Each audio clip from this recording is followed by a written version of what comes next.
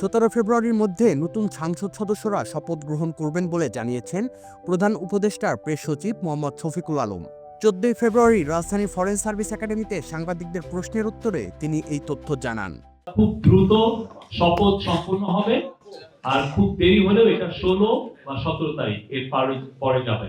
শপথের জন্য প্রস্তুতির কাজ গতকাল থেকেই শুরু হয়েছে। আজকে আপনারা দেখেছেন যে গেজেট অলরেডি এমপিতে গেজেট প্রকাশ হয়েছে এবং বাকি কাজ খুব দ্রুত গতিতে চলছে। চিফ অ্যাডভাইজার কালকেও কাজ করেছেন, আজকেও চিফ অ্যাডভাইজার কাজ করছেন এবং পুরো ক্যাবিনেট কাজ করছে।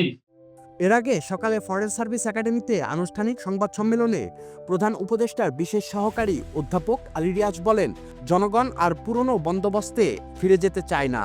গণভোটে হ্যাঁ দেওয়ার মাধ্যমে জনগণ সংস্কারের পক্ষে রায় দিয়েছেন বলেও জানান তিনি।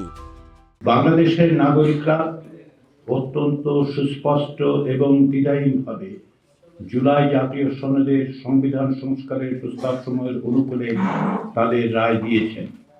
এই রায় থেকে এটা স্পষ্ট যে বাংলাদেশের নাগরিকদের বৃহদাংশ আর পুরনো ব্যবস্থায় ফিরে যেতে বা স্থিতাবস্থা বহাল রাখতে চান না। তারা চান পরিবর্তন, রাষ্ট্র ব্যবস্থার সংস্কার। গণভোটে দেওয়া জনগণের রায়কে কেবল সংখ্যার বিবেচনায় দেখলেই হবে না।